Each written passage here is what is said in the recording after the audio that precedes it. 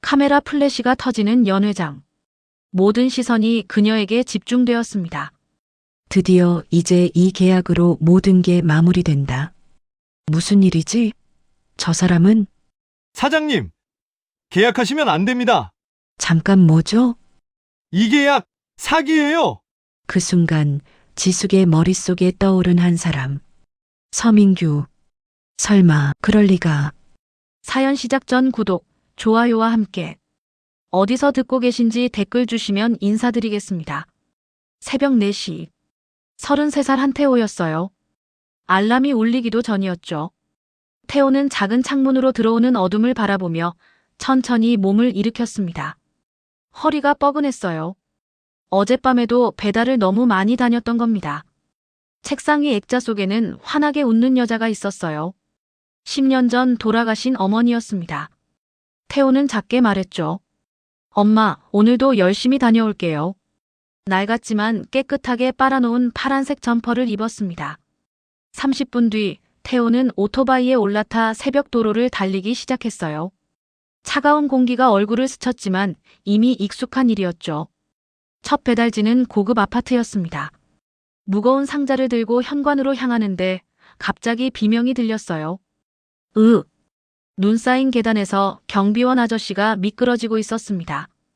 태호는 반사적으로 상자를 내려놓고 달려갔어요. 간발의 차로 경비원의 팔을 붙잡았습니다. 괜찮으세요? 아이고 고맙네. 자네가 아니었으면 큰일 날 뻔했어. 경비원은 태호의 손을 꼭 잡았습니다. 당연히 도와드려야죠. 태호가 웃으며 대답하자 경비원이 쓸쓸하게 말했어요. 요새 자네 같은 젊은이 없어. 다들 바쁘다고 그냥 지나가던데. 여기 아무도 신경 안 써요. 저희야 뭐 투명 인간이죠. 태호는 씁쓸하게 웃었습니다. 경비원은 잠시 경비실로 들어갔다가 따뜻한 커피를 가져왔어요. 이거라도 마시게. 추운데 고생이 많아. 괜찮습니다. 그냥 밖에. 자네만한 젊은이 없어. 따뜻한 온기가 손에 전해졌습니다.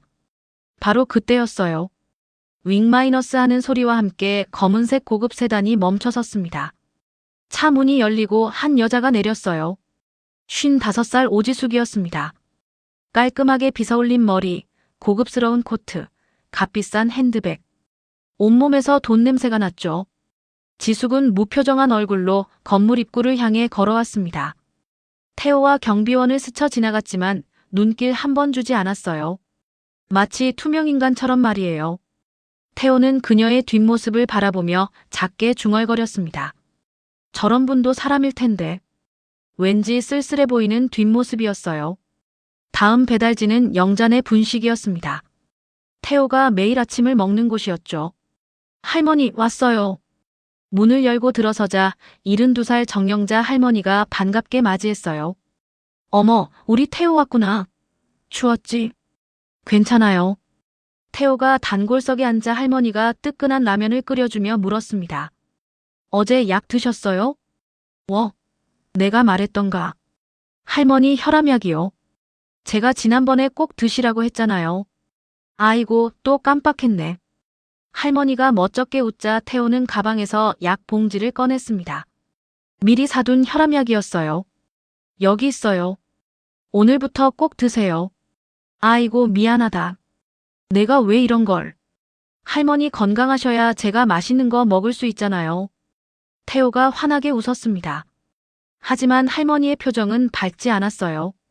태호야, 사실은. 할머니가 말을 꺼내려는데 밖에서 요란한 소리가 들렸습니다. 쨍그랑. 유리창 깨지는 소리였어요. 밖으로 나가보니 옆 가게 유리창이 깨져 있었습니다. 20대 정도로 보이는 취한 남자가 비틀거리고 있었죠. 야, 이 가게 사장 나와. 왜 문을 안 열어? 가게 주인 아저씨가 겁먹은 얼굴로 나왔어요. 손님, 저희 아직 영업시간이 아닙니다. 진정하세요. 뭐? 내가 손님인데 문 열라는데 왜 안 열어? 취객이 다시 주먹을 들어 올렸습니다. 태호는 더 이상 보고만 있을 수 없었어요. 그만하세요. 태호가 취객 앞을 막아섰습니다. 뭐야 너는? 네가 뭔데 참견이야? 여기 우리 동네예요. 이러시면 안 됩니다. 취객이 태호를 밀쳤지만 태호는 넘어지지 않고 버텼어요. 야, 이 새끼야, 비켜.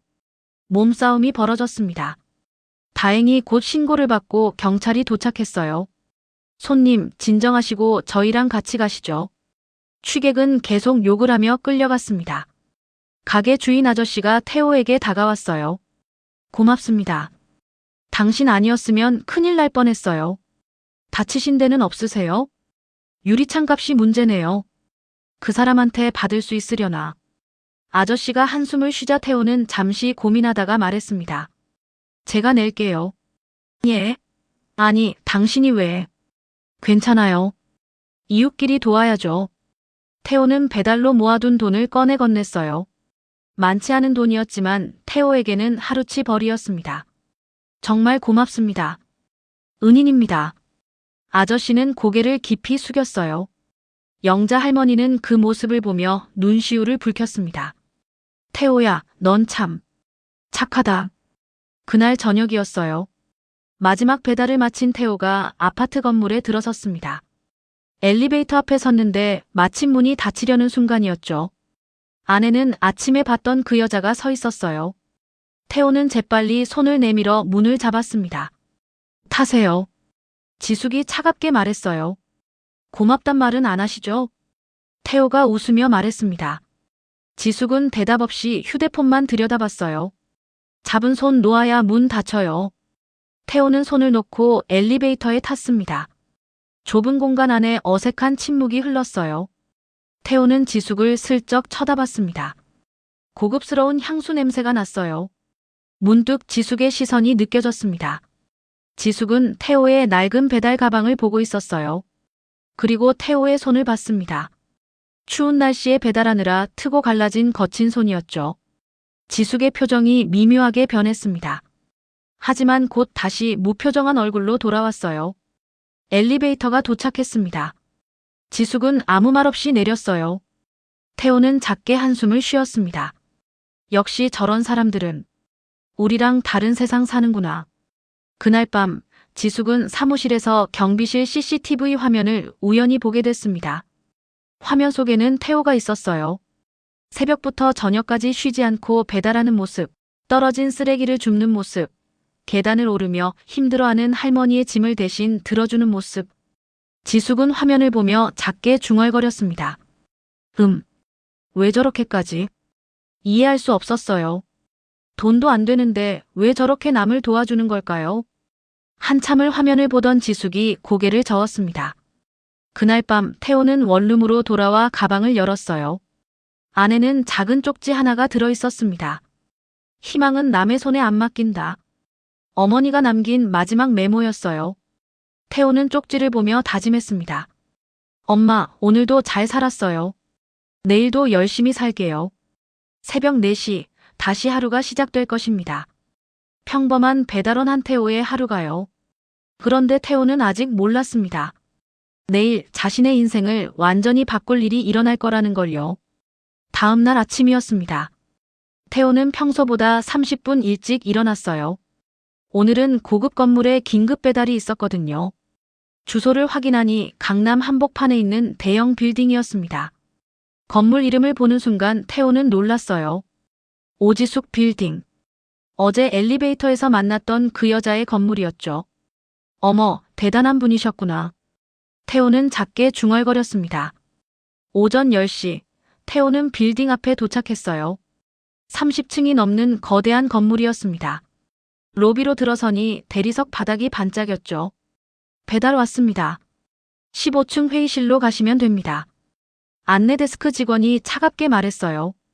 엘리베이터를 타고 15층에 내렸습니다. 복도가 길게 뻗어 있었어요. 회의실 번호를 찾아 걸어가는데 갑자기 목소리가 들렸습니다. 회의실 문이 살짝 열려 있었어요. 지숙이 그 계약만 하면 끝이지. 등기 치기 전에 넘기자. 남자 목소리였습니다. 태호는 발걸음을 멈췄어요. 뭔가 이상했습니다. 외국 바이어들 조급해. 빨리 안 하면 우리만 손해야. 또 다른 남자 목소리가 들렸죠. 태호의 심장이 빠르게 뛰기 시작했습니다. 본능적으로 좋지 않은 대화라는 걸 느꼈어요. 배달 상자를 바닥에 내려놓으려다 그만 손이 미끄러졌습니다. 쿵! 큰 소리가 났어요. 안에서 대화가 뚝 끊겼습니다. 문이 벌컥 열렸어요. 43살 서민규였습니다. 깔끔한 정장 차림에 날카로운 눈빛을 가진 남자였죠. 뭐 하는 거야? 민규가 차갑게 물었습니다. 배달이요. 태호는 다급히 상자를 집어들었어요. 여기 아무도 주문 안 했는데 15층 회의실이라고 들었는데요. 15층 회의실은 저쪽이야. 여긴 임원 회의실이고. 민규가 손으로 반대편을 가리켰습니다. 죄송합니다. 태호는 황급히 고개를 숙이고 그 자리를 벗어났어요. 복도 끝으로 걸어가면서도 심장은 계속 두근거렸습니다. 손이 떨렸어요. 내가 잘못 들은 건가? 하지만 분명했습니다. 누군가를 속이려는 대화였어요. 배달을 마치고 나온 태호는 화장실로 향했습니다. 세면대에 손을 짚고 거친 숨을 몰아쉬었어요. 물을 마시며 생각했습니다. 나랑 상관없는 일이야. 그냥 모른 척하자. 하지만 마음이 편하지 않았어요. 점심시간 태호는 영잔의 분식으로 돌아왔습니다. 할머니, 저 왔어요. 평소와 달리 목소리가 힘이 없었어요. 어머, 태호야. 무슨 일 있어? 얼굴이 왜 그래? 할머니가 걱정스럽게 물었습니다. 아무것도 아니에요. 태호는 고개를 저었어요. 하지만 할머니는 40년 넘게 장사를 하며 사람을 봐온 분이었습니다. 얘야, 할머니한테는 말해봐. 혼자 끙끙 앓지 말고. 정말 괜찮아요. 태호는 억지로 웃었습니다. 그날 오후였어요. 태호가 다른 건물에 배달을 하러 갔는데 로비 TV에서 뉴스가 나오고 있었습니다. 부동산 재력가 오지숙 씨, 최근 대형 빌딩 매각설에 대해 근거 없는 소문이라고 일축했습니다. 화면에는 지숙이 나와 있었어요. 사람의 가치는 자산이 아니라 신뢰입니다. 지숙이 당당하게 말했습니다. 태호는 텔레비전 화면을 멍하니 바라봤어요. 신뢰라. 아침에 들었던 대화가 다시 떠올랐습니다. 저 사람은 알까요? 자기 옆에 뱀 같은 사람이 있다는 걸요. 저녁 무렵 태호는 친구를 만났습니다. 동네 선배인 35살 강수였어요. 작은 휴대폰 가게를 운영하는 사람이었죠. 형, 나 고민이 있어요. 태호가 조심스럽게 말을 꺼냈습니다. 뭔데? 돈 필요해? 아니에요. 그게 아니라. 태호는 오늘 있었던 일을 말했어요. 물론 구체적인 내용은 빼고요. 그러니까 내가 우연히 나쁜 얘기를 들었다는 거지. 네. 그래서 어쩌려고? 말하려고? 강수가 물었습니다. 그게 모르겠어요. 야, 너 증거 있어? 아니요. 그럼 그냥 미친놈 되는 거야. 배달원이 갑자기 나타나서 이상한 소리 한다고. 누가 믿겠어? 강수가 현실적으로 말했어요. 태호는 아무 말도 할 수 없었습니다. 야, 세상 일에 다 나서면 너만 피곤해. 그냥 내 일이나 해. 강수가 태호의 어깨를 두드렸습니다. 집으로 돌아가는 길이었어요. 태호는 오토바이를 천천히 몰았습니다. 머릿속이 복잡했어요. 나서면 안 되는 걸까? 하지만 어머니가 남긴 말이 떠올랐습니다. 희망은 남의 손에 안 맡긴다. 원룸에 도착한 태호는 책상에 앉았어요. 종이를 꺼내 오늘 들었던 대화를 적기 시작했습니다. 시간, 장소, 들었던 말. 하나하나 기억을 더듬어 적었어요. 이게 맞는 걸까? 손이 떨렸습니다. 바로 그때였어요. 휴대폰이 울렸습니다. 모르는 번호였죠. 여보세요? 한태호 씨 맞으십니까? 여자 목소리였어요. 또렷하고 차분한 목소리였습니다. 네, 그런데요. 저는 이소은이라고 합니다. 오지숙 사모님의 비서예요. 태우는 순간 숨이 멎는 것 같았어요. 혹시 오늘 저희 빌딩에 배달 오셨죠? 네. 그렇습니다. 괜찮으시면 내일 한번 뵐 수 있을까요? 사모님께서 부르십니다. 태호의 심장이 다시 빠르게 뛰기 시작했습니다. 무슨 일로요? 직접 만나서 말씀드리겠습니다. 내일 오전 10시에 저희 빌딩으로 와주시겠어요? 소은의 목소리는 정중했지만 어딘가 긴장되어 있었어요. 알겠습니다. 전화가 끊어졌습니다. 태호는 휴대폰을 내려놓고 창밖을 바라봤어요. 밤하늘에는 별이 하나도 보이지 않았습니다. 내일 무슨 일이 벌어지는 걸까? 불안했지만 동시에 뭔가 해야 한다는 생각이 들었어요. 태호는 다시 종이를 펼쳤습니다. 그리고 오늘 들었던 대화를 더 자세히 적기 시작했어요. 혹시 모르니까요. 같은 시각 오지숙의 집이었습니다. 지숙은 서재에 앉아 서류를 보고 있었어요. 민규가 가져온 계약서였습니다. 다음 주면 계약이군요. 지숙이 중얼거렸습니다. 민규는 오랜 시간 함께 일한 사람이었어요. 믿을 수 있는 사람이라고 생각했죠. 하지만 왠지 모르게 마음 한구석이 불편했습니다. 너무 급하게 진행되는 건 아닐까. 지숙은 고개를 저었어요. 민규 씨를 의심하다니. 내가 피곤한가 봐. 서류를 덮고 불을 껐습니다. 하지만 잠은 쉽게 오지 않았어요. 창밖을 보니 달이 흐릿하게 떠 있었습니다. 내일이면 모든 게 분명해질 것입니다. 태호와 지숙 두 사람의 운명이 본격적으로 얽히기 시작할 것이었어요. 다음 날 아침이었습니다. 태호는 밤새 잠을 설쳤어요. 1시간마다 깨서 시계를 확인했습니다. 새벽 5시, 태호는 결국 일어났어요. 어머니 사진 앞에 앉아 한참을 말없이 바라봤습니다. 엄마, 나 어떻게 해야 할까요? 대답은 없었어요. 하지만 사진 속 어머니는 여전히 환하게 웃고 있었습니다. 오전 9시, 영잔의 분식이었어요. 태호는 평소보다 일찍 가게에 들어섰습니다. 어머, 태호야. 오늘은 왜 이렇게 일찍? 할머니가 놀라며 물었어요. 할머니 저 조언 좀 구하려고요. 태호의 목소리가 떨렸습니다. 할머니는 라면을 끓여주며 앉았어요. 무슨 일인데 그래? 제가 나쁜 일을 목격했어요. 근데 말하면 저만 피곤해질 것 같아서요. 태호가 조심스럽게 말했습니다. 할머니는 한참을 태호를 바라보다가 입을 열었어요. 내가 들었다면 그건 우연이 아니야. 책임이야. 책임이요? 그래. 하늘이 널 그 자리에 있게 한 거야. 이유가 있어서 말이야. 할머니의 목소리가 단호했습니다. 근데 저한테 증거도 없고 아무도 안 믿을 것 같아요. 태호야. 할머니가 태호의 손을 꼭 잡았어요. 나도 젊을 때 한번 본 척 했었어. 공장에서 일할 때였지. 사장이 돈을 빼돌리는 걸 봤는데 무서워서 말 못했어. 할머니의 눈빛이 흔들렸습니다. 그게 평생 한으로 남았어. 그때 용기 냈으면 좋았을 텐데. 태호는 할머니의 손을 느꼈어요. 주름진 손이었지만 따뜻했습니다. 할머니, 넌 착한 아이야. 내 양심이 시키는 대로 해. 그게 맞는 거야. 오전 10시, 오지숙 빌딩 로비였습니다. 태호는 깔끔하게 차려입고 왔어요. 평소 배달복이 아닌 단정한 셔츠를 입었습니다. 한태호 씨시죠? 29살 이소은이 다가왔어요. 정장 차림에 똑 부러져 보이는 여자였습니다. 네, 맞습니다. 저를 따라오세요. 소은은 태호를 VIP 전용 엘리베이터로 안내했어요. 20층에 도착하자 넓은 사무실이 나타났습니다. 창밖으로 서울 시내가 한눈에 보였어요. 잠시만 기다리세요. 소은이 안쪽 방으로 들어갔습니다. 태호는 소파에 앉아 손을 꼭 쥐었어요. 손바닥에 땀이 났습니다. 5분쯤 지났을까요? 문이 열리고 지숙이 나왔습니다. 들어오세요. 지숙의 목소리는 차가웠지만 위압적이지는 않았어요. 태호는 천천히 안으로 들어갔습니다. 지숙은 책상에 앉아 태호를 바라봤어요. 앉으시죠.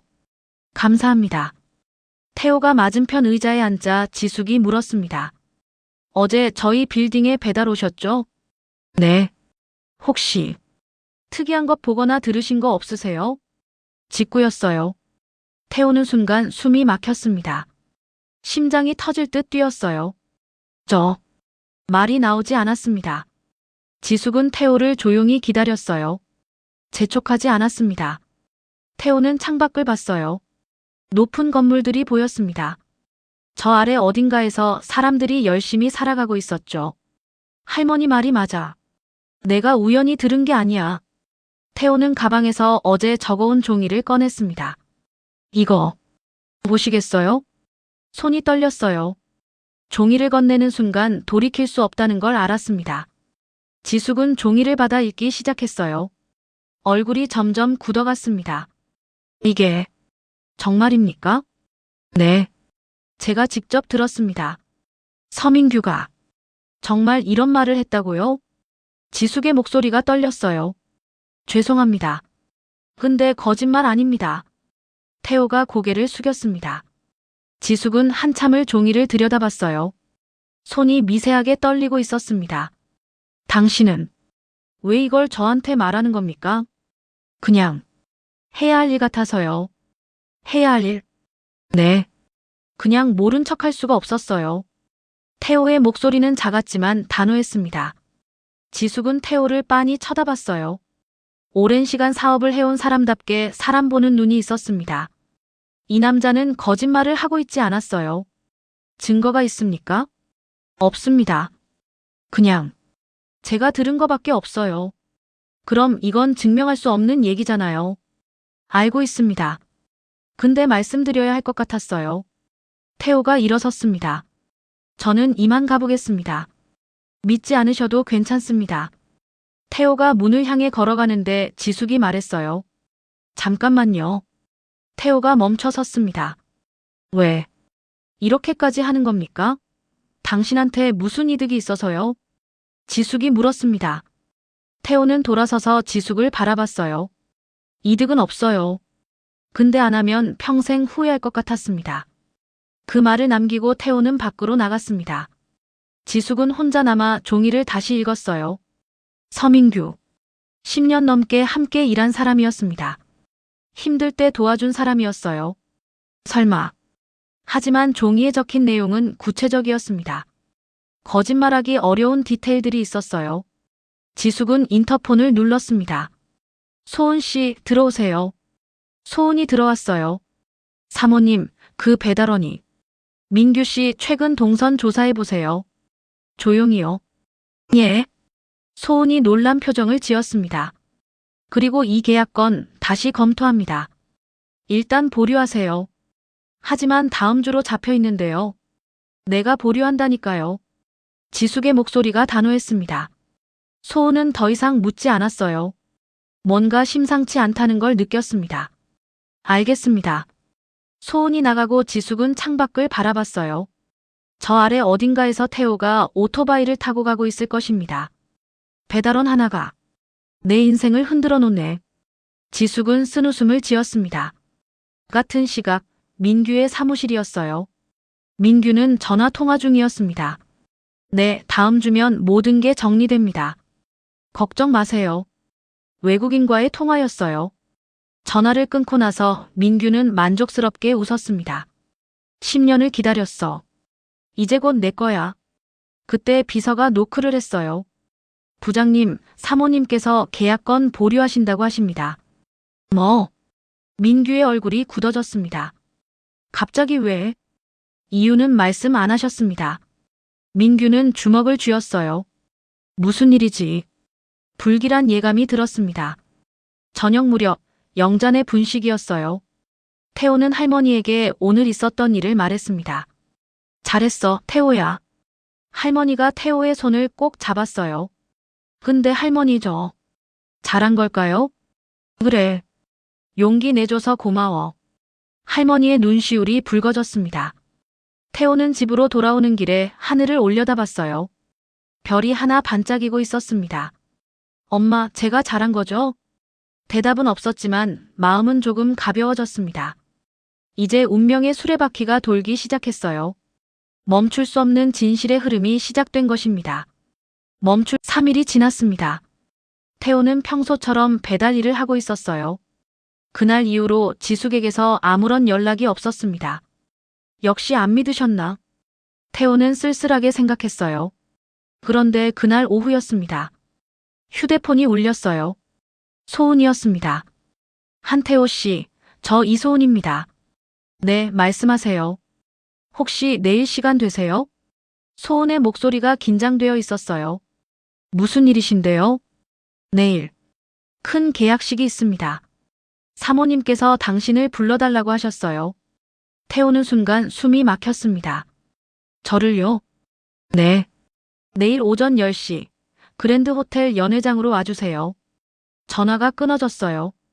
태호는 휴대폰을 내려다봤습니다. 무슨 일이 벌어지는 걸까요? 다음 날 아침이었습니다. 태호는 옷장에서 제일 깔끔한 셔츠를 꺼냈어요. 다림질을 하고 정성스럽게 입었습니다. 거울을 보니 낯선 자신이 보였어요. 엄마, 제가 잘할 수 있을까요? 어머니 사진에 대고 중얼거렸습니다. 오전 10시, 그랜드 호텔이었어요. 태호는 로비에 들어서는 순간 주눅이 들었습니다. 샹들리에가 반짝이고 대리석 기둥이 웅장했어요. 한태호 씨죠? 소은이 다가왔습니다. 네, 저를 따라오세요. 빨리요. 소은의 표정이 심각했어요. 복도를 지나 큰 연회장 앞에 도착했습니다. 안에서 사람들 목소리가 들렸어요. 지금 들어가시면 안 됩니다. 계약식이 진행 중이에요. 그럼 전 왜 온 거예요? 태호가 당황해서 물었습니다. 소은은 태호를 똑바로 쳐다봤어요. 당신이 말한 게 맞았어요. 민규 부장이 정말로 사모님을 속이고 있었습니다. 태호의 눈이 커졌습니다. 하지만 아직 증거가 부족해요. 저희가 조사한 건 정황뿐이에요. 그럼 사모님께서 당신의 용기가 한 번 더 필요하다고 하셨어요. 소은이 태호의 손에 작은 카드를 쥐어줬습니다. 호텔 직원 출입증이었어요. 배달원처럼 보이세요. 그리고 계약 서명 직전에 사모님께 귓속말로 전하세요. 뭐라고요? 계약하지 말라고요. 태호는 믿을 수 없다는 표정을 지었어요. 저한테 그런 걸 시키시는 겁니까? 다른 방법이 없어요. 공개석상에서 누군가 경고하면 사모님께서 계약을 멈추실 명분이 생깁니다. 소은의 목소리가 절박했습니다. 하지만 저는 그냥 배달원인데요. 그래서 당신이 필요한 겁니다. 당신은 아무 관계도 없는 사람이니까요. 태호는 연회장 문을 바라봤어요. 안에서는 플랫이 터지는 소리가 들렸습니다. 할 수 있겠어요? 소은이 물었습니다. 태호는 깊게 숨을 들이마셨어요. 엄마, 저 용기 좀 주세요. 해보겠습니다. 연회장 안은 화려했습니다. 기자들과 투자자들이 가득했어요. 단상에는 지숙이 붉은 정장을 입고 서 있었습니다. 옆에는 민규가 서류를 들고 있었어요. 만족스러운 미소를 짓고 있었죠. 그럼 이제 서명식을 진행하겠습니다. 사회자가 말했습니다. 박수가 터져 나왔어요. 바로 그때였습니다. 뒷문이 열리고 태호가 들어왔어요. 호텔 직원 조끼를 입고 있었습니다. 민규가 힐끗 쳐다봤지만 대수롭지 않게 여겼어요. 태호는 천천히 단상으로 다가갔습니다. 심장이 터질 듯 뛰었어요. 경호원 한 명이 다가왔습니다. 여기 출입 금지입니다. 긴급 전달 사항이 있습니다. 태호가 떨리는 목소리로 말했어요. 지숙이 손을 들어 경호원을 제지했습니다. 뭔가요? 지숙이 차갑게 물었어요. 하지만 눈빛은 태호를 기다리고 있었습니다. 태호는 지숙에게 다가갔습니다. 기자들의 카메라가 일제히 태호를 향했어요. 플래시가 터졌습니다. 민규의 표정이 굳어지기 시작했어요. 태호는 지숙의 귀에 바짝 다가갔습니다. 조용히, 아주 조용히 속삭였어요. 이 계약 사기입니다. 믿지 않으셔도 돼요. 단 계약하지 마세요. 지숙의 눈동자가 흔들렸습니다. 3초간 정지된 시간이었어요. 펜을 든 지숙의 손이 공중에서 멈췄습니다. 무슨 일입니까? 민규가 당황해서 물었어요. 계속 진행하시죠. 억지로 미소를 지었지만 눈빛은 불안했습니다. 기자들이 웅성거리기 시작했어요. 카메라 셔터 소리가 연회장에 울렸습니다. 지숙은 천천히 펜을 내려놓았습니다. 5분만. 시간을 주세요. 연회장이 술렁였어요. 사모님 무슨. 민규가 다가오려 했지만 지숙이 손을 들어막았습니다. 모두 잠시 밖으로 나가주세요. 하지만 나가라고 했습니다. 지숙의 목소리가 날카로웠어요. 사람들이 하나둘 밖으로 나가기 시작했습니다. 민규도 어쩔 수 없이 나갔어요. 태호가 뒤돌아 나가려는데 지숙이 말했습니다. 당신은 남아요. 문이 닫혔습니다. 연회장에는 지숙과 태호, 단둘만 남았어요. 지숙은 창밖을 바라보며 물었습니다. 확실한 겁니까? 제가 들은 건 확실합니다. 증거는요?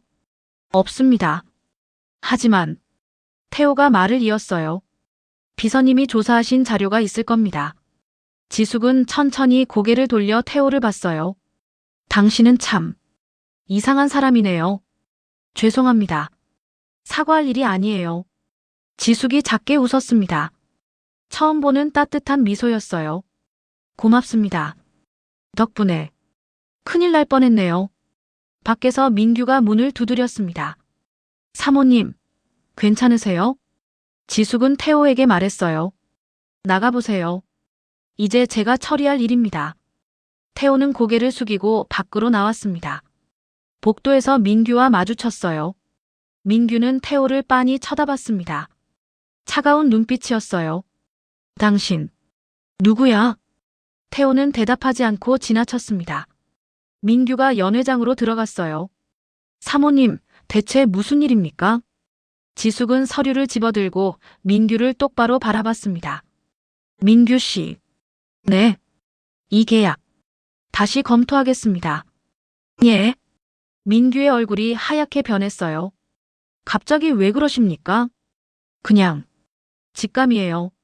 뭔가 이상해요. 지숙의 목소리는 조용했지만 단호했습니다. 하지만 모든 게 준비됐는데 내 회사니까 내가 결정합니다. 지숙이 서류를 민규에게 건넸어요. 일단 보류입니다. 민규는 떨리는 손으로 서류를 받았습니다. 밖으로 나온 태호는 호텔 로비에서 주저앉을 뻔했어요. 다리에 힘이 풀렸습니다. 소은이 다가왔어요. 수고하셨어요. 잘한 건가요? 잘하셨어요. 정말 용기 있으셨어요. 소은이 태호의 어깨를 두드렸습니다. 태호는 호텔을 나와 하늘을 올려다봤어요.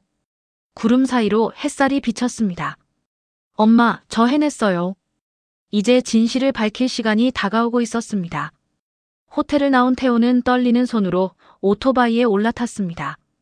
내가 정말 저런 일을 했구나. 아직도 믿기지 않았어요. 휴대폰이 울렸습니다. 소은이었어요. 한태호 씨, 지금 어디세요? 막 호텔 나왔습니다. 혹시 시간 되시면 카페에서 잠깐 만날 수 있을까요? 30분 후 조용한 카페였습니다. 소은이 서류 봉투를 꺼내 태호 앞에 놓았어요. 이게 뭔데요? 제가 조사한 자료예요. 태호는 봉투를 열어봤습니다. 은행 거래 내역, 이메일 기록, 통화 내역. 이게 다 민규 부장이 한 일인가요? 네. 3년 동안 조금씩 빼돌렸어요. 외국 바이어와도 이미 계약했고요. 소은의 목소리가 떨렸습니다. 그런데 왜 저한테 보여주시는 거예요? 당신이 없었으면 전 모르는 척 했을 거예요. 소은이 고개를 숙였어요. 저도 겁이 많은 사람이거든요. 근데 당신 보니까 부끄러웠어요. 태호는 소은을 바라봤습니다. 그녀도 용기를 낸 것이었어요. 이제 어떻게 하실 건가요? 사모님께 모두 보고 드릴 겁니다. 이 정도면 증거로 충분해요. 도와드릴 일 있으면 말씀하세요. 태호가 말했습니다. 고마워요. 그런데 소은이 조심스럽게 말했어요. 조심하세요. 민규 부장이 당신을 눈여겨보고 있어요. 예. 아까 호텔에서 당신 얼굴 똑똑히 봤을 거예요. 가만히 있지 않을 겁니다. 태호는 등골이 서늘해졌어요. 같은 시각 민규의 사무실이었습니다. 민규는 책상을 주먹으로 내리쳤어요. 쾅! 도대체 누구야, 그 자식? 비서가 떨며 보고했습니다. 호텔 직원으로 위장한 것 같은데 신원을 확인 중입니다. 빨리 찾아. 당장. 민규의 눈빛이 험악했어요. 전화가 울렸습니다. 외국 바이어였어요. 미스터 서, 무슨 일입니까? 계약이 보류됐다던데요? 일시적인 문제입니다. 곧 해결하겠습니다. 우리는 더 이상 기다릴 수 없어요. 이번 주 안에 처리하세요. 전화가 끊어졌습니다. 민규는 주먹을 쥐었어요. 10년을 준비했는데 이렇게 무너질 순 없어. 그날 저녁 영잔의 분식이었습니다. 태호는 할머니에게 오늘 있었던 일을 말했어요. 할머니, 제가 너무 나선 걸까요? 무슨 소리야? 잘했지. 할머니가 태호의 손을 꼭 잡았습니다. 근데 무서워요. 그 사람이 저를 찾으면. 태호야. 할머니가 진지한 표정을 지었어요. 옳은 일하면 하늘이 돕는 법이야. 걱정하지 마. 그때 가게 문이 열렸습니다. 낯선 남자 2명이 들어왔어요. 정장 차림이었습니다. 한태호 씨 계십니까? 태호의 심장이 철렁했어요. 누구신데요? 저희는 오지숙 사모님 쪽 사람입니다. 사모님께서 만나고 싶다고 하십니다. 지금요? 네. 차가 밖에 대기 중입니다. 할머니가 태호를 보며 고개를 끄덕였어요. 태호는 남자들을 따라 나갔습니다. 검은색 세단이 기다리고 있었어요. 차에 오르자 곧장 출발했습니다. 도착한 곳은 지숙의 개인 사무실이었어요. 넓은 공간에 지숙 혼자 서 있었습니다. 창밖으로 서울 야경이 보였어요. 앉으세요. 지숙이 소파를 가리켰습니다. 태호가 앉자 지숙이 물었어요. 오늘 무섭지 않으셨어요? 무서웠습니다. 태호가 솔직하게 대답했어요. 그런데 왜 하신 거예요? 안 하면 더 무서울 것 같았습니다. 지숙은 태호를 한참 바라봤어요. 당신 같은 사람 처음 봅니다. 저는 그냥 평범한 사람인데요. 아니에요. 지숙이 고개를 저었어요. 평범한 사람은 이렇게까지 안 해요. 당신은 특별합니다. 지숙은 책상에서 서류 봉투를 가져왔어요. 소은 씨가 조사한 자료예요. 이제 민규를 법적으로 처리할 겁니다. 다행이네요. 당신 덕분입니다. 지숙이 진심으로 말했어요. 그런데 지숙의 표정이 어두워졌습니다. 민규가 당신을 찾고 있어요. 조심하셔야 합니다. 알고 있습니다.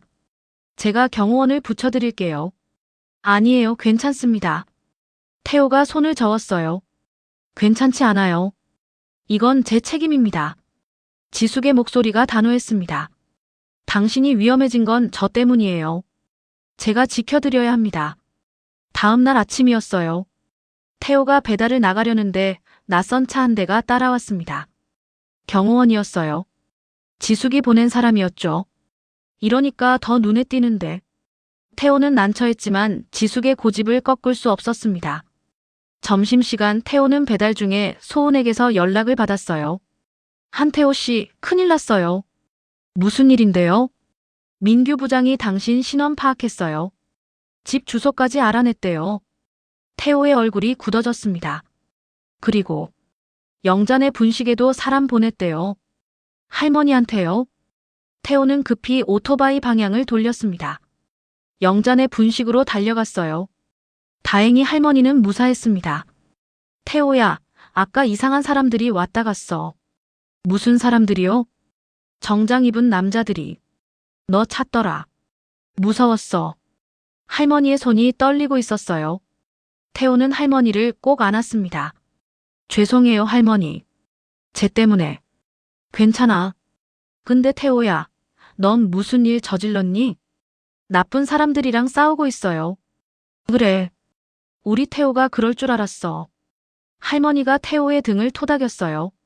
그날 밤 태호는 집에 돌아갔습니다. 문 앞에 쪽지 하나가 붙어 있었어요. 더 나서면 다친다. 태호는 쪽지를 구겨버렸습니다. 하지만 손은 떨리고 있었어요.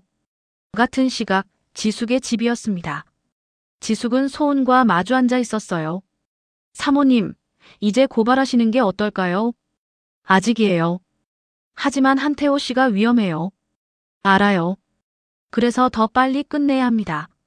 지숙이 결심한 표정을 지었어요. 내일 임시 이사회를 소집하세요. 모든 증거를 공개하겠습니다. 알겠습니다. 소은이 나가고 지숙은 창밖을 바라봤어요. 달이 흐릿하게 떠 있었습니다. 조금만 더 버텨요, 한태호 씨. 제가 끝낼게요. 내일이면 모든 진실이 드러날 것입니다. 그리고 정의가 승리할 것이었어요. 다음 날 아침이었습니다. 태호는 평소처럼 배달을 나갔어요. 하지만 뒤를 계속 돌아봤습니다. 누가 따라오는 것 같은 기분이 들었거든요. 신호등 앞에서 멈췄을 때였어요. 검은색 승용차 한 대가 태호 옆에 섰습니다. 창문이 내려갔어요. 민규였습니다. 잠깐 얘기 좀 하시죠. 차갑게 웃는 얼굴이었어요. 태호는 숨이 막혔습니다. 저 배달이 있어서요. 10분이면 됩니다. 타세요. 명령조였어요. 태호는 어쩔 수 없이 오토바이를 세웠습니다. 차에 올라탔어요. 차는 조용한 공원 주차장으로 향했습니다. 민규가 시동을 끄고 태호를 돌아봤어요. 한태호 씨 맞죠? 네. 나한테 왜 그러시는 겁니까? 민규의 목소리가 낮게 깔렸어요.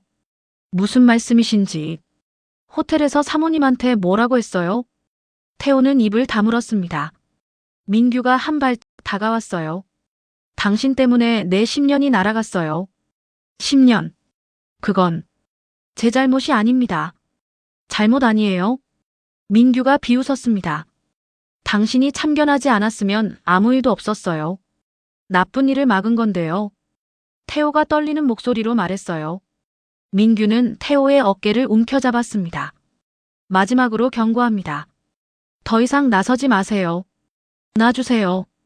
안 그러면 후회하게 만들 겁니다. 바로 그때였어요. 차 밖에서 노크 소리가 들렸습니다. 경호원이었어요. 지숙이 보낸 사람이었죠. 괜찮으세요? 민규는 태호를 놓아줬습니다. 다행입니다. 다음엔 조심하세요. 태호는 급히 차에서 내렸어요. 경호원이 태호를 지켰습니다. 민규의 차가 떠나갔어요. 태호는 가슴을 쓸어내렸습니다.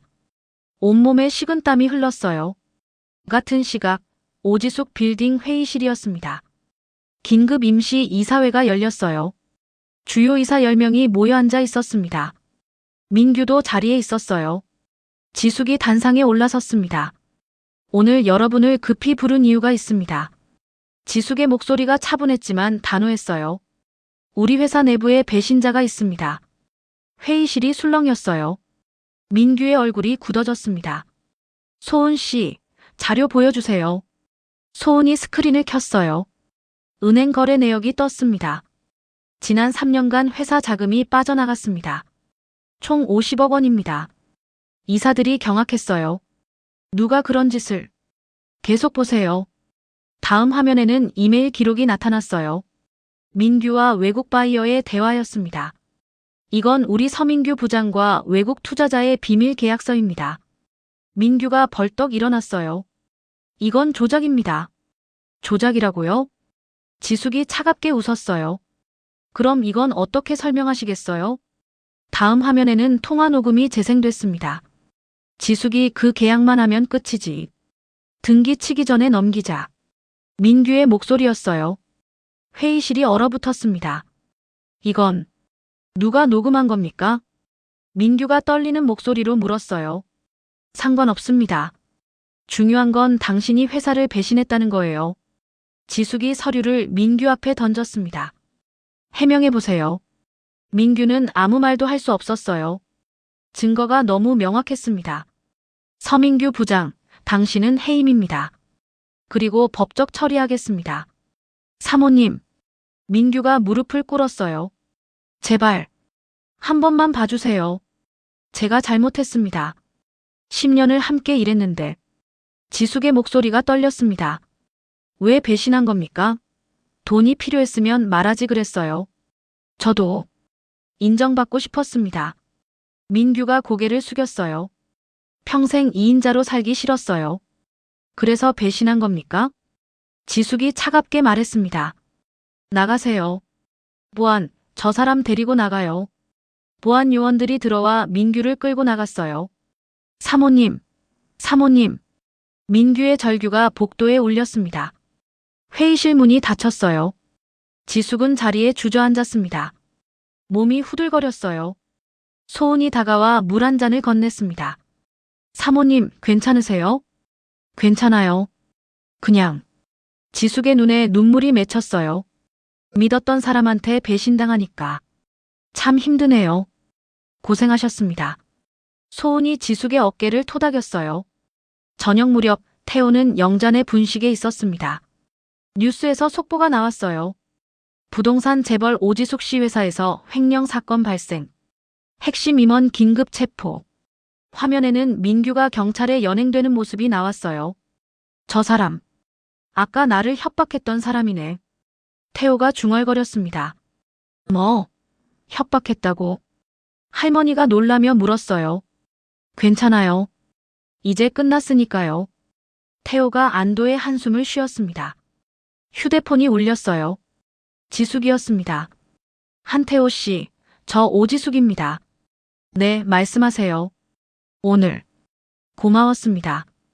당신 덕분에 회사를 지켰어요. 지숙의 목소리가 따뜻했어요. 제가 뭘 했다고? 다 사모님이 하신 일이에요. 아니에요. 당신이 없었으면 전 아무것도 몰랐을 거예요. 잠시 침묵이 흘렀습니다. 한태호 씨. 네. 내일. 시간 되세요? 제대로 감사 인사드리고 싶어요. 아, 괜찮습니다. 저는 부탁이에요. 꼭 와주세요. 태호는 거절할 수 없었습니다. 알겠습니다. 전화가 끊어졌어요. 할머니가 물었습니다. 누구야? 지숙 사모님이요. 오, 그 유명한 분? 네. 할머니가 흐뭇하게 웃었어요. 우리 태호 대단하네. 이제 큰 사람이랑도 아는 사이구나. 아니에요, 할머니. 저는 그냥 아니야. 넌 특별해. 할머니가 태호의 손을 꼭 잡았습니다. 그날 밤 태호는 집으로 돌아왔어요. 창밖으로 별이 보였습니다. 엄마, 저 잘했죠? 태호는 하늘을 올려다보며 물었어요. 별이 반짝이는 것 같았습니다. 마치 어머니가 대답해주는 것처럼요. 이제 새로운 시작이 기다리고 있었습니다. 태호의 인생이 바뀌려 하고 있었어요. 다음 날 오전이었습니다. 3개월이 지났습니다. 태호는 이제 회사 생활에 완전히 적응했어요. 동료들과도 친해졌고 업무도 능숙해졌습니다. 어느 금요일 오후였어요. 지숙이 태호를 불렀습니다. 한태호 씨, 잠깐 시간 있어요? 네, 회장님. 태호가 회장실로 들어갔어요. 앉으세요. 좋은 소식이 있어요. 지숙이 환하게 웃었습니다. 무슨 소식인데요? 영잔의 분식 말이에요. 태호는 깜짝 놀랐어요. 할머니 가게요? 네. 제가 그 건물을 샀어요. 예? 건물주가 재개발 때문에 내놓았더라고요. 그래서 제가 샀습니다. 지숙이 서류를 꺼냈어요. 그리고 1층을 할머니 가게로 무상 임대하려고요. 20년 계약으로요. 태호는 믿을 수 없다는 표정을 지었습니다. 정말이세요? 네. 할머니가 편히 장사하실 수 있게요. 감사합니다. 정말 감사합니다. 태호의 눈에 눈물이 맺혔어요. 이것도 제대로 된 보답이 아니에요. 당신이 해준 일에 비하면요. 지숙이 태호의 어깨를 두드렸습니다. 그날 저녁 태호는 할머니를 찾아갔어요. 할머니. 어머, 태호야.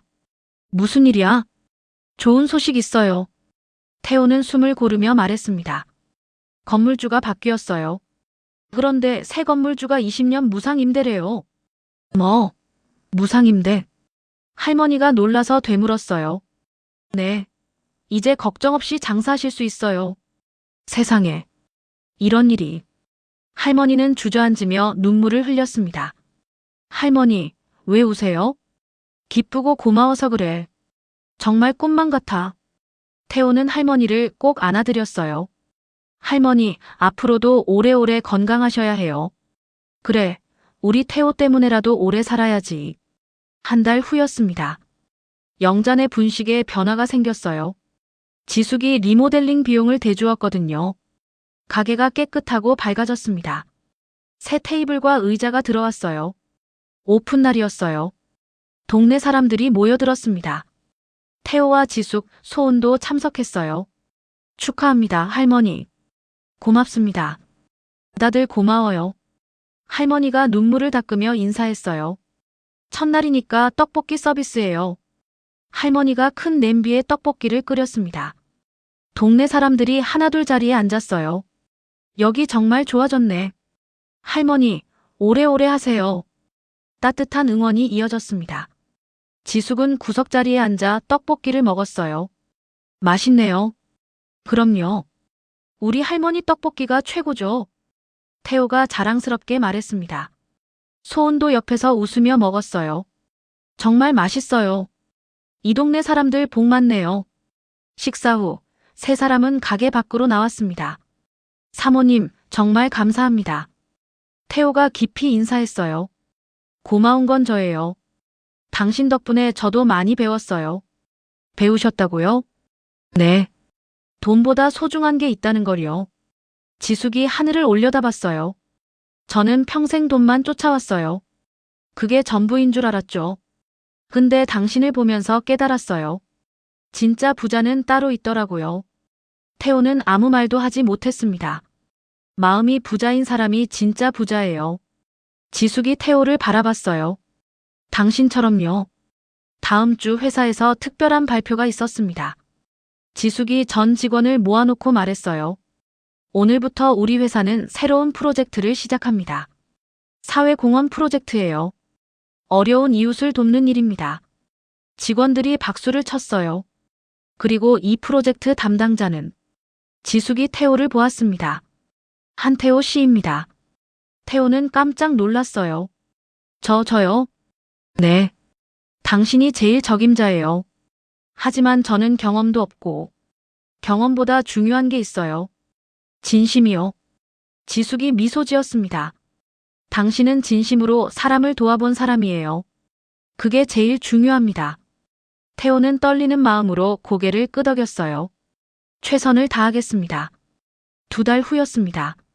첫 번째 프로젝트가 시작됐어요. 독거노인 무료 급식 지원이었습니다. 태호는 직접 현장을 찾아다녔어요. 영자 할머니도 함께했습니다. 할머니 힘드시죠? 아니야. 이런 일하니까 보람있어. 할머니가 환하게 웃었어요. 나도 옛날엔 도움 많이 받았거든. 이제 나도 남 도울 수 있어서 기뻐. 태호는 할머니를 보며 생각했습니다. 이게 진짜 행복이구나. 어느 토요일 오후였어요. 태호는 어머니 산소를 찾아갔습니다. 오랜만이었어요. 엄마, 저 왔어요. 잔디를 정리하고 꽃을 놓았습니다. 요즘 좋은 일이 많아요. 제가 사람들 도와주는 일을 하게 됐어요. 바람이 불었어요. 엄마가 항상 하시던 말씀 있잖아요. 희망은 남의 손에 안 맡긴다고. 태호는 미소 지었습니다. 저도 이제 누군가의 희망이 되고 있어요. 엄마, 자랑스럽죠? 하늘이 맑았습니다. 구름 한 점 없이 파랬어요. 그날 저녁 태호는 지숙과 소은을 만났습니다. 작은 식당에서 저녁을 먹었어요. 건배. 세 사람이 잔을 부딪혔습니다. 태호 씨, 요즘 정말 달라 보여요. 소은이 말했어요. 그래요? 네. 훨씬 밝아지셨어요. 보람 있는 일을 하니까요. 태호가 수줍게 웃었습니다. 우리 셋, 참 묘한 인연이에요. 지숙이 말했어요. 원래는 완전히 다른 세상 사람들이었는데. 맞아요. 이렇게 친구가 될 줄 누가 알았겠어요. 소은이 동의했습니다. 인연이란 게 신기해요. 태호가 말했어요. 나쁜 일을 막으려다 좋은 사람들을 만났으니까요. 우리한테도 큰 행운이었어요. 지숙이 진심으로 말했습니다. 태호 씨를 만난 게요. 세 사람은 한참을 이야기했어요. 웃음소리가 끊이지 않았습니다. 밖으로 나오니 별이 반짝이고 있었어요. 별이 참 예쁘네요. 태호가 하늘을 올려다봤습니다. 저 별 중에 하나가 제 엄마일 것 같아요. 그럴 거예요. 지숙이 따뜻하게 말했습니다. 저도 믿어요. 소은도 고개를 끄덕였어요. 세 사람은 각자의 집으로 향했습니다. 태호는 걸으며 생각했어요. 인생이 이렇게 바뀔 수 있구나. 평범한 배달원에서 희망을 나누는 사람이 된 것이었습니다. 그리고 이 모든 일의 시작은 작은 용기 하나였어요. 태호는 미소 지으며 집으로 향했습니다. 내일은 또 어떤 좋은 일이 기다리고 있을까요? 1년이 지났습니다. 봄이 다시 찾아왔어요. 벚꽃이 피는 계절이었습니다. 영잔에 분시갑거리는 분홍빛으로 물들어 있었어요. 할머니, 오늘 날씨 정말 좋네요. 태호가 환하게 웃으며 가게에 들어섰습니다. 그러게. 봄이 오니까 마음까지 따뜻해지는구나. 할머니가 떡볶이를 저으며 말했어요. 손님도 많이 오시죠? 그럼. 요즘 장사 정말 잘 돼. 다 내 덕분이야. 제 덕분이 아니라 할머니 음식이 맛있어서예요. 태호가 자리에 앉았습니다. 문이 열리고 지숙이 들어왔어요. 평상복 차림이었습니다. 어서 오세요. 할머니가 반갑게 맞이했어요. 할머니, 오늘도 떡볶이 먹으러 왔어요. 자주 오시니까 고마워요. 앉으세요. 지숙은 이제 단골이 되었어요. 일주일에 한 번씩 들렀습니다. 태호 씨도 왔네요. 네, 사모님. 주말이라 할머니 도우러 왔어요. 역시 효자예요. 지숙이 웃으며 자리에 앉았어요. 근데 사모님, 요즘 어떠세요? 좋아요. 회사도 안정됐고 마음도 편해졌어요. 지숙이 창밖을 바라봤습니다.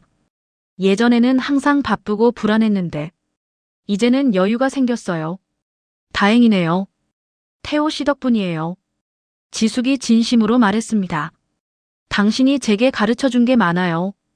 잠시 후 소은도 가게에 들어왔어요. 어머, 다들 여기 계셨네요. 소은 씨도 왔구나. 할머니가 반겼습니다. 전화했는데 안 받으셔서 여기 계실 줄 알았어요. 앉아. 떡볶이 먹고 가. 네 사람은 한 테이블에 둘러앉았어요. 떡볶이와 순대를 나눠 먹었습니다. 우리 이렇게 모이니까 좋네요. 소은이 말했어요. 그러게요. 가족 같아요. 태호가 웃었습니다. 맞아. 나이도 다르고 사는 세상도 달랐지만 이제는 가족이야. 할머니가 따뜻하게 말했어요. 정말 신기한 인연이에요. 지숙이 잔을 들었습니다. 우리 인연을 위해 건배. 건배. 네 사람이 잔을 부딪혔어요. 웃음소리가 가게 안에 가득했습니다. 식사 후 태호와 지숙은 근처 공원을 산책했어요. 벚꽃잎이 바람에 날렸습니다. 예쁘네요. 태호가 중얼거렸어요. 그러게요. 작년 이맘때가 생각나네요. 작년이요? 네. 그때 당신을 처음 만났잖아요. 지숙이 웃었습니다. 엘리베이터에서요. 맞아요. 그때는 당신이 누군지도 몰랐어요. 저도 사모님이 그렇게 대단한 분인 줄 몰랐고요. 대단하긴요. 그냥 돈 많은 외로운 사람이었죠. 지숙이 쓸쓸하게 웃었어요. 근데 이제는 외롭지 않으세요? 네. 당신들이 있으니까요. 지숙이 태호를 바라봤습니다. 태호 씨, 소은 씨, 영자 할머니. 모두 소중한 사람들이에요. 벤치에 앉았어요. 햇살이 따뜻했습니다. 태호 씨. 네. 혹시 앞으로 뭐 하고 싶은 거 있어요? 지숙이 물었습니다. 글쎄요. 지금처럼 사람들 돕는 일 계속하고 싶어요. 그것만이에요? 네. 이게 제일 행복해요. 태호가 솔직하게 대답했어요. 결혼은 안 하고요? 지숙이 장난스럽게 물었습니다. 아, 그건. 태호가 얼굴을 붉혔어요. 인연이 되면 하겠죠. 지금은 할머니 모시는 게 더 중요해요. 효자네요. 제가 효자면 사모님은 뭐예요? 그렇게 좋은 일 많이 하시는데. 저는 당신한테서 배운 거예요. 두 사람은 한참을 공원을 걸었습니다. 저녁 무렵 태호는 어머니 산소를 다시 찾았어요. 엄마, 또 왔어요. 꽃을 놓고 잔디를 정리했습니다. 요즘 정말 행복해요. 좋은 사람들이랑 일하고 보람도 있고요. 바람이 불었어요. 엄마가 남긴 말 있잖아요. 희망은 남의 손에 안 맡긴다고. 태호는 미소 지었습니다. 저도 이제 누군가의 희망이 되고 있어요. 엄마처럼요. 하늘에 노을이 지고 있었어요. 붉은 빛이 아름다웠습니다. 엄마, 하늘에서 잘 지내시죠? 저 걱정 안 하셔도 돼요. 이제 저도 잘 살고 있으니까요. 태호는 한참을 앉아 있다가 일어났습니다. 다음에 또 올게요. 엄마. 집으로 돌아가는 길이었어요. 휴대폰이 울렸습니다. 소은이었어요. 태호 씨, 내일 새 프로젝트 회의 있어요. 참석하실 거죠? 네, 당연하죠. 좋아요. 내일 봐요. 전화를 끊고 태호는 하늘을 올려다봤어요. 별이 하나둘 나타나기 시작했습니다. 내일은 또 어떤 좋은 일이 있을까? 태호는 기대에 찬 마음으로 걸음을 옮겼습니다. 그날 밤 태호는 일기를 썼어요. 오늘도 좋은 하루였다. 좋은 사람들과 함께해서 행복했다. 1년 전만 해도 상상도 못했던 삶이다. 평범한 배달원이 이렇게 많은 것을 얻게 될 줄. 하지만 가장 소중한 건 돈도 명예도 아니다. 바로 사람이다. 나를 믿어준 사람들, 나와 함께 해준 사람들이 제일 소중하다. 일기를 덮고 불을 껐습니다. 창밖으로 달빛이 들어왔어요. 태호는 편안하게 잠들었습니다. 세상은 여전히 돌아가고 있었어요. 어딘가에서는 누군가 힘들어하고 있을 것입니다. 하지만 태호 같은 사람들이 있는 한 세상은 조금씩 나아질 것이었어요. 작은 용기 하나가 세상을 바꿀 수 있으니까요. 진심 하나가 사람을 살릴 수 있으니까요. 그리고 그 진심들이 모여 더 따뜻한 세상을 만들어가니까요. 태호의 이야기는 끝이 났지만 그가 만든 희망은 계속됩니다. 오늘도 내일도 그리고 앞으로도. 영잔의 분식에는 여전히 손님들이 붐빕니다. 할머니는 건강하게 장사를 하고 계세요. 지숙은 더 많은 사회 공헌을 하며 의미 있는 삶을 살고 있습니다. 소은은 지숙의 든든한 동반자로 함께하고 있어요. 그리고 태호는 여전히 묵묵히 사람들을 돕고 있습니다. 조용히 그러나 확실하게 누군가의 희망이 되어주고 있습니다.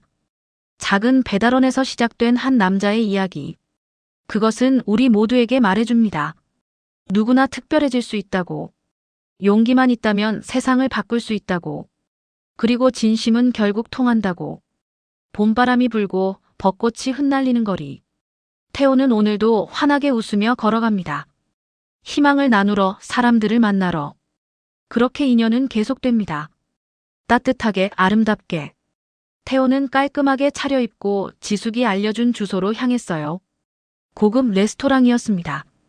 낮인데도 샹들리에가 반짝이고 있었어요. 한태호 씨죠? 이쪽으로 오세요. 직원이 안내했습니다. 창가 자리에 지숙이 앉아 있었어요. 평소와 달리 부드러운 미소를 짓고 있었습니다. 오셨네요. 앉으세요. 감사합니다. 태호가 조심스럽게 앉았어요. 드시고 싶은 거 주문하세요. 아, 저는 아무거나 괜찮습니다. 태호는 메뉴판을 보다가 가격에 놀랐어요. 파스타 하나가 8만 원이었습니다. 제가 주문할게요. 걱정 마세요. 지숙이 메뉴를 몇 개 골랐어요. 음식이 나오고 두 사람은 식사를 시작했습니다. 한태호 씨. 지숙이 먼저 입을 열었어요. 제대로 감사 인사 드리려고 모셨습니다. 아니에요. 저는 당연한 일을. 당연하지 않아요. 지숙이 고개를 저었어요. 요즘 세상에 이렇게 나서는 사람 없어요. 특히 자기한테 손해보면서까지요. 태호는 아무 말도 하지 못했습니다. 당신은 정말 특별한 사람이에요. 지숙의 눈빛이 따뜻했어요. 특별하지 않습니다. 그냥 제 양심이 시킨 일이에요. 그 양심이 특별한 거예요. 지숙이 가방에서 봉투 하나를 꺼냈습니다. 이거 받으세요. 이게 뭔데요? 태호가 봉투를 열어보니 수표가 들어있었어요. 1,000만 원이었습니다. 이건. 태호가 놀라서 봉투를 도로 내밀었어요. 못 받습니다. 저는 돈 때문에 한 게 아니에요. 알아요. 그래서 더 드리고 싶어요. 안 됩니다. 정말 못 받아요. 태호가 단호하게 말했습니다.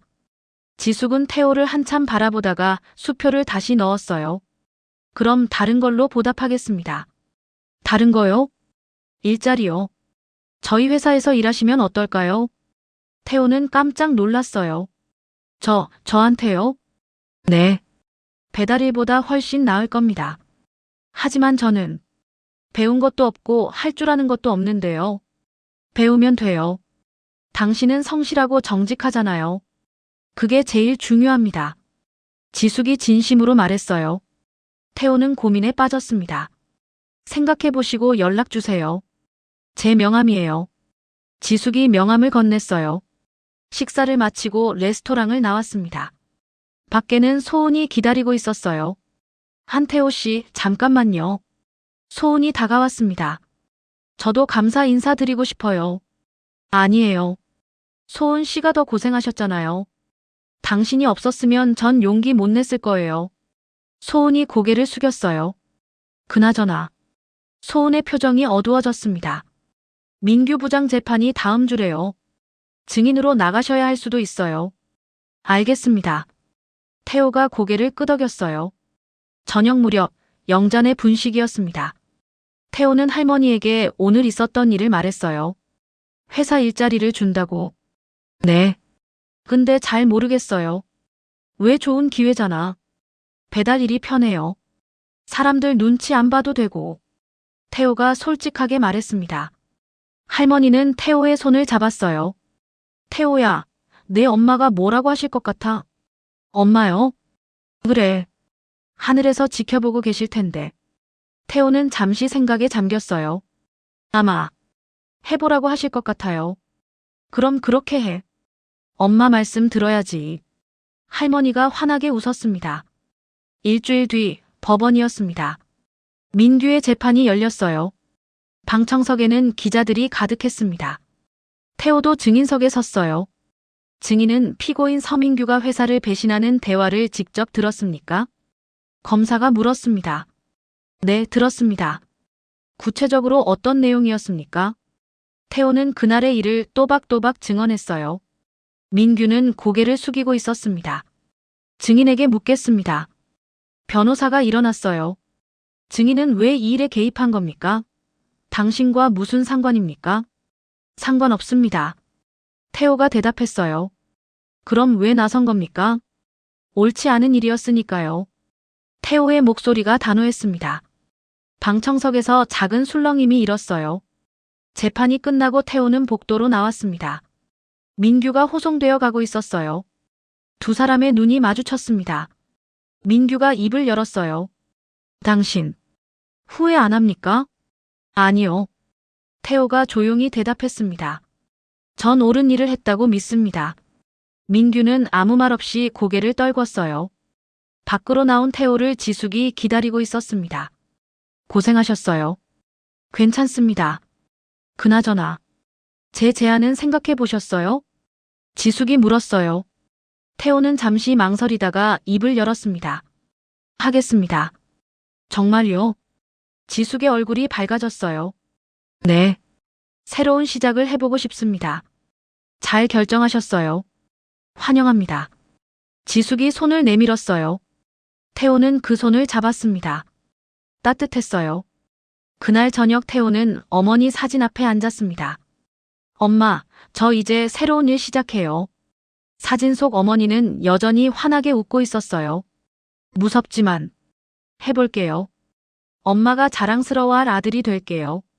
창밖으로 별이 반짝이고 있었습니다. 새로운 인생이 시작되려 하고 있었어요. 평범한 배달원 한태호의 특별한 이야기가 이제 막 시작된 것입니다. 그리고 그 옆에는 지숙이라는 든든한 사람이 있었어요. 계층도 나이도 달랐지만 진심으로 서로를 믿는 두 사람이었습니다.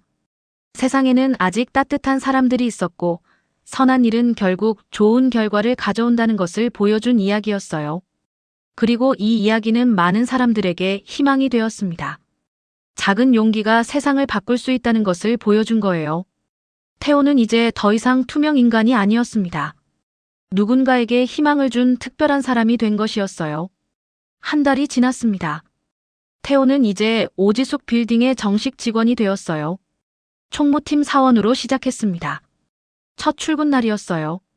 한태호 씨, 여기 앉으시면 됩니다. 소은이 자리를 안내했어요. 깨끗한 책상과 새 컴퓨터가 있었습니다. 명패에는 한태호라고 적혀 있었어요. 감사합니다. 태호는 아직도 꿈만 같았습니다. 처음엔 서류 정리부터 배우시면 돼요. 천천히 하세요. 열심히 하겠습니다. 동료 직원들이 하나씩 인사를 했어요. 모두 친절했습니다. 점심시간이었어요. 태호는 구내 식당에서 밥을 먹고 있었습니다. 예전에 배달하던 고급 식당보다 맛있었어요. 여기 앉아도 돼요? 소은이 다가왔습니다. 네, 앉으세요. 적응은 잘 되세요? 네, 다들 잘해주셔서요. 태호가 수줍게 웃었어요. 그나저나 민규 부장 판결 났어요. 소은이 조심스럽게 말했습니다. 징역 5년이래요.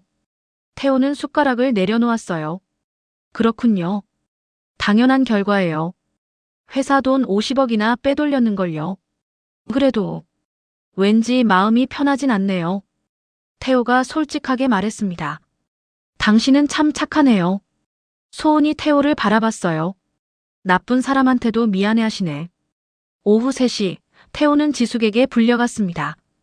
회장실이었어요. 넓고 조용한 공간이었습니다. 앉으세요. 지숙이 소파를 가리켰어요. 적응은 잘 되고 있나요? 네, 감사합니다. 힘든 일 있으면 언제든 말해요. 괜찮습니다. 다들 잘 가르쳐 주세요. 태호가 대답했습니다. 지숙은 잠시 망설이다가 말했어요. 사실, 오늘 부른 건 다른 이유가 있어요. 무슨 일인데요? 언론 인터뷰 요청이 들어왔어요. 당신 이야기를 다루고 싶대요. 태호는 깜짝 놀랐어요. 저요? 네. 평범한 배달원이 회사를 구한 이야기가 화제래요. 싫습니다. 태호가 단호하게 말했습니다. 왜요? 저는 유명해지고 싶지 않아요. 그냥 조용히 살고 싶어요. 태호의 목소리가 진지했어요. 지숙은 태호를 한참 바라보다가 고개를 끄덕였습니다. 알겠어요. 거절할게요. 감사합니다. 대신 한 가지만 부탁할게요. 뭔데요? 다음 주 회사 창립 기념식에 참석해 주세요. 당신한테 표창장을 주고 싶어요. 태호는 난처한 표정을 지었어요. 그것도 부담스러운데요. 이건 회사 행사예요. 직원이니까 나와야죠. 지숙이 웃으며 말했습니다. 태호는 어쩔 수 없이 고개를 끄덕였어요. 일주일 후 회사 강당이었습니다. 창립 30주년 기념식이 열렸어요. 직원들이 모두 모였습니다. 지숙이 무대에 올라 인사말을 했어요. 오늘 특별한 분을 소개하려고 합니다. 지숙이 태호를 불렀습니다. 한태호 씨, 나오세요. 태호는 떨리는 발걸음으로 무대에 올랐어요. 이분은 우리 회사의 은인입니다. 지숙이 직원들에게 말했어요. 한 달 전 이분이 용기 덕분에 회사가 큰 위기를 넘겼습니다. 박수가 터져 나왔어요. 평범한 배달원이었지만 옳은 일을 위해 용기를 냈습니다. 지숙이 표창장을 태호에게 건넸어요. 감사합니다, 한태호 씨. 태호는 표창장을 받으며 눈시울이 붉어졌습니다. 한마디 해주시겠어요? 지숙이 마이크를 건넸어요. 태호는 떨리는 손으로 마이크를 잡았습니다. 저는 그냥 제 할 일을 했을 뿐입니다. 작은 목소리였어요. 특별한 사람이 아닙니다. 그냥 양심을 따랐을 뿐이에요. 누구나 할 수 있는 일이었습니다. 저는 운이 좋았을 뿐이에요. 박수가 더욱 커졌습니다. 태호는 고개를 숙였어요. 행사가 끝나고 저녁이었습니다. 태호는 영잔의 분식으로 달려갔어요. 할머니. 어머, 우리 태호. 할머니가 반갑게 맞이했습니다. 이거 보세요. 태호가 표창장을 보여줬어요. 어머나, 대단하다. 할머니가 표창장을 소중히 받아들었어요. 우리 태호가 이렇게 훌륭한 사람이 됐네. 할머니 덕분이에요. 무슨 소리야? 내가 원래 착한 아이였어. 할머니가 태호의 머리를 쓰다듬었습니다. 그나저나 할머니. 태호가 조심스럽게 말했어요. 제가 이제 돈 좀 벌게 됐으니까 할머니 가게 좀 도와드릴게요. 뭐, 그럴 필요 없어. 아니에요. 할머니가 저 키워주셨잖아요. 태호야. 할머니의 눈에 눈물이 맺혔어요. 내가 이렇게 자라줘서 할머니는 행복해. 두 사람은 한참을 껴안고 있었습니다. 같은 시각 교도소였습니다. 민규는 좁은 독방에 앉아 있었어요. 창밖으로 달이 보였습니다. 내가 왜 이렇게 됐을까? 후회가 밀려왔어요. 욕심이 과했습니다. 인정받고 싶었고 성공하고 싶었어요. 하지만 방법이 잘못됐었죠. 한태호. 그 배달원의 얼굴이 떠올랐습니다. 그 사람은 아무것도 없었지만 옳은 일을 했어. 민규는 벽에 머리를 기댔어요. 나보다 훨씬 부자였던 거야. 그제야 깨달았습니다. 진짜 중요한 게 뭔지를요. 다음 날 아침이었어요. 태호는 출근길에 편의점에 들렀습니다. 노숙인 한 분이 앞에 앉아 계셨어요. 태호는 주저없이 따뜻한 빵과 우유를 샀습니다. 드세요. 고맙습니다. 노숙인이 고개를 숙였어요. 태호는 웃으며 자리를 떴습니다. 예전처럼요. 변함없이요. 회사에 도착한 태호를 동료들이 반겼습니다. 태호 씨, 커피 마실래요? 네, 감사합니다. 태호는 이제 이곳이 편해졌어요. 창밖을 보니 햇살이 따뜻했습니다. 엄마, 저 잘하고 있죠? 태호는 하늘을 올려다보며 웃었어요. 정의는 이겼고 선한 사람이 보상을 받았습니다. 세상은 아직 살만했어요. 그리고 작은 용기가 큰 변화를 만들 수 있다는 것을 보여준 이야기였습니다. 태호의 새로운 인생이 이제 막 시작된 것이었어요.